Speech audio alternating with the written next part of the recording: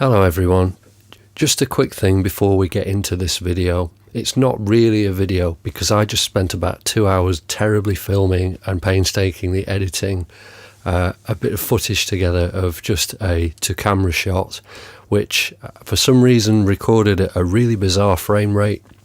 I only really used my front camera on my phone just to get a quick video together, and during the course of editing it I had loads of problems with audio sync, and I've just done a very quick upload to YouTube and it looked 10 times worse. It was absolute garbage. So in spirit of that, to remind myself never to half-arse something so badly again, I thought this picture would be fitting. So I'm going to take most of the audio track from that and present it here, so enjoy. I hope this won't be too much of a ramble. I want to make a short video just to say thank you to my recent subscribers and just general attention and support that I've had over the winter period, over Christmas. And on Bandcamp as well, the Kuso project that I did last year was loads of fun, and over the little winter sale that we've had on it, we've picked up some good attention on there. I'm really pleased at how well it's done. I'm really pleased that everyone enjoys the music. The reviews of everything have been really cool, and hopefully this year we are going to get to do some more interesting stuff, some cool things coming up. So I'd like to give thanks, as I say, for everyone who's picked that up. And also I would like to give a thanks to Rod, Atomic Shadow, whose YouTube channel I'll put down below. He posted a couple of my repair videos late last year on Matrix Synth blog, and I believe another blog picked that up. And from that I've got quite a bit of attention on the repair and electronics side. I think those two together, the Kuso project and the repair videos, the attention both of those have had at the same time, has been a bit of a boost to my YouTube channel. I've finally broken the 10,000 views limit that YouTube put in summer for ad revenue. Before that, the 3 years I believe that I'd had the channel, I'd earned a grand total of £2.57 in ad revenue, so hopefully we can unlock that, and then I'll be in the black when we get that. So I have mixed feelings about ad revenue, but it's something I would like to explore if it's going to be all worth it. As I say, I haven't got time to become a full-time YouTuber or anything.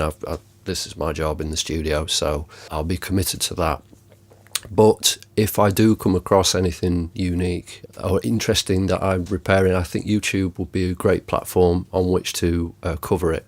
I've been a big follower of repair channels and tech channels on YouTube, people like BigClive.com, Shango066, countless others. For about a couple of years or so, YouTube's really become my television. And in other channels as well, computer channels, retro channels, tech channels, etc.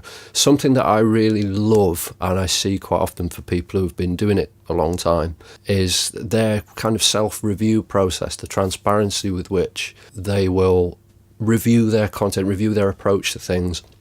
It's something you don't really see in television, other than Anne Robinson doing Points of View in the 90s. When do you ever see that really in television? People don't, on YouTube, people don't really try to hide any of their old stuff. Sometimes some of their old videos are terrible. This one is probably terrible. But I really like that transparency and that commitment that I just don't see on television much.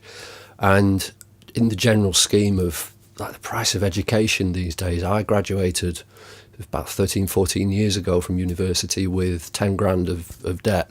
There are students now that are coming out with 50 grand of debt. I know that they're not going to get 5 times the education. So to have resources like YouTube with people covering interesting things, breaking down technicalities of technology, of electronics, covering specifics of electronics like vintage electronics or power supplies or anything, I've learnt so much from that I would like to try and give something back, really. That's my goal for doing this.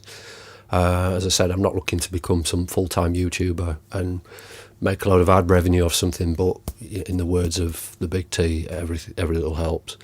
So there are a couple of repair projects I do want to look at ASAP. I'm going to do a video on the stylophone just to wrap it up. Most of the work was done on that the back end of autumn, really, but I did take quite a few photos and notes on what I was doing. It's pretty straightforward, and I've got a little bit of video when I first powered it up and got squawking noises out of it. So I'm going to do a video on that after I've done this and put them both up. Another one is, we've touched on this before, this beast, the PSS 780 with its whining noise. Looked a little bit further into that quite briefly, and it's not just a general noise, there's actually a very specific frequency. I'll really quickly bring up an FFT image here. You can see the keyboard's not doing anything, it's just silent, but you can see a very specific, I think it's around 7.4 kilohertz, constant tone, very, very narrow bandwidth, and then there's upper harmonics on that. Another project that I'd like to look at, in 2015 I got hold of a couple of Fisher-Price PXL 2000 Pixel Vision video cameras, the kind that record on cassettes. I think they've been covered quite a bit on YouTube before, but most of the general repair chat about them is change the belts, clean the heads, do the usual maintenance. I've never seen anyone get into the nitty-gritty of circuit detail, and one of the cameras that I've got has actually got a fault on the video output. So those two items touch on something else which I'm trying to address. In order to do certain repairs and show things off a little bit more, I need to get hold of a good oscilloscope. The little JITAC thing that I've got is a great little signal sniffer. It's great for doing audio work, but I could do with a kind of modern digital, good sort of 20 megahertz and up unit that will do FFT, because I'm interested in harmonics and resonances and that kind of thing. Something portable, as much as a big old Tektronix 10 kilogram beast would, you know, as good as that would be. I don't drive at the moment, so it would break my arms. So I need something lightweight and portable. It's going to cost a little bit more than I expected, and also I had a laptop breakdown, unfortunately, at Christmas. So money that I was hoping to put aside for a scope is now got to go and getting the laptop fixed. So that's something that hopefully I can invest in this year, and then we can look at a couple of specific things, look at the signals of things like this keyboard, the PXL, and a few other things as well. I hope that's covered everything. Again, just like to give thanks for all the recent support, everybody who's checked out the Kuso soundtrack, everybody who's checked out the previous repair videos.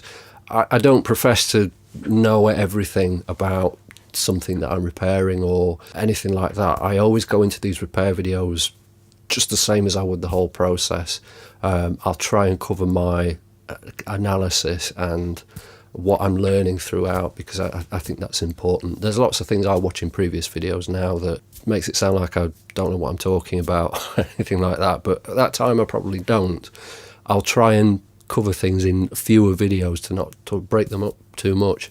But a couple of people, I think more than a couple of people, have replied to, for instance, the Optigan repair and said, thank you, this has helped me out, which is brilliant. That delights me. That's the whole point, really, of doing it. If I can share a bit of knowledge on something that I'm learning my way through, and, you know, we get it going, then I think that's great. So that's all I wanted to say, really.